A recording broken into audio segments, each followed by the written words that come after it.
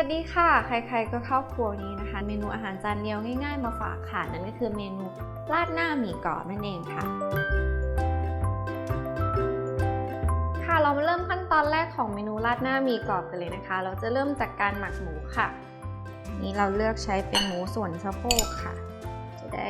นุ่มๆแต่ว่ามีติดมันเล็กน้อยใส่ซอสปรุงรสลงไปเลยค่ะนี่ก็จะเป็นน้ำตาลปี๊บนะคะจะไม่ใส่เยอะมากเดี๋ยวหมูเราจะหวานไปนี่เป็นซีอิ๊วดำหวานค่ะ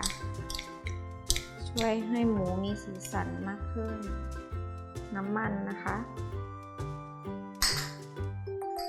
น้ำมันหอยค่ะจะเป็นไข่ขาวนะคะก็เป็นพริกไทยค่ะนี่เป็นแป้งมันนะคะแล้วก็เป็นน้ำสะอาดค่ะเสร็จแล้วก็คลุกเคล้าให้เข้ากันเลยค่ะพอเราหมักทิ้งเอาไว้นะคะก็จะใช้เวลาประมาณ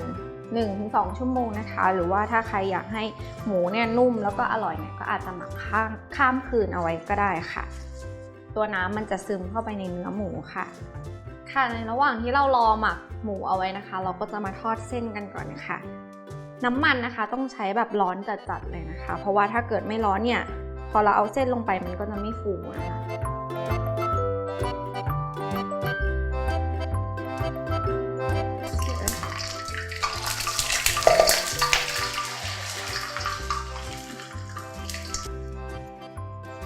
ต่อได้ใช่ไหม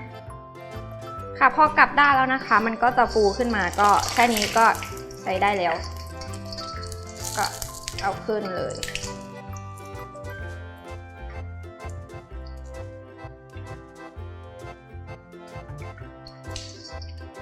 เราก็จะมาเริ่มทำน้ำราดหน้ากันเลยเริ่มจากใส่น้ำมันลงไปในกระทะนะคะพอร้อนแล้วก็เอากระเทียมลงไปผัดเลยค่ะพอกระเทียมเริ่มเหลืองนะคะก็ใส่หมูที่เราหมักเอาไว้แล้วลงไปเลยค่ะ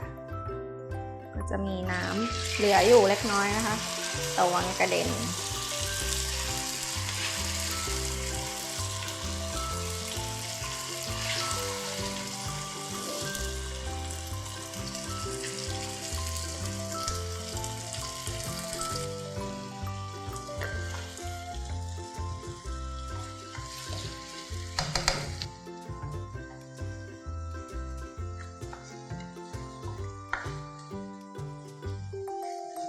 พอหมูเริ่มใกล้สุกสัก 70-80% นะคะก็ใส่น้ำซุปลงไปเลยค่ะตอนนี้ก็เร่งเป็นไฟกลางนะคะไปถึงแรงให้น้ำเดือดนะคะก็จะใส่เต้าเจี้ยวค่ะน้ำมันหอยนะคะนี่เป็นซอสปรุงรสค่ะแล้วก็น้ำตาลทรายนะคะแล้วก็คนให้เข้ากันให้เครื่องปรุงละลายนะคะ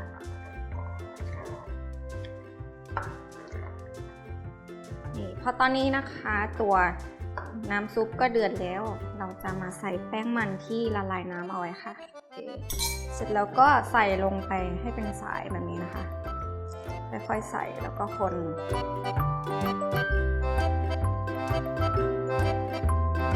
พอตอนจะตักเสิร์ฟนะคะเราก็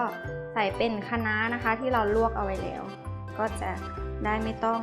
ต้มนานเพราะว่ามันสุกอยู่แล้ว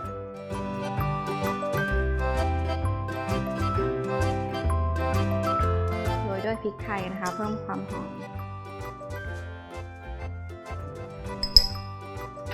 ก็เสร็จเรียบร้อยแล้วค่ะสำหรับเมนูราดหน้าหมี่กรอบนะคะเป็นเมนูอีกเมนูหนึ่งที่ทำได้ง่ายมากๆเลยค่ะแล้วก็อร่อยด้วยนะคะสำหรับสูตรและวิธีการทำนะคะสามารถติดตามชมได้ทาง Food Tower TV ค่ะ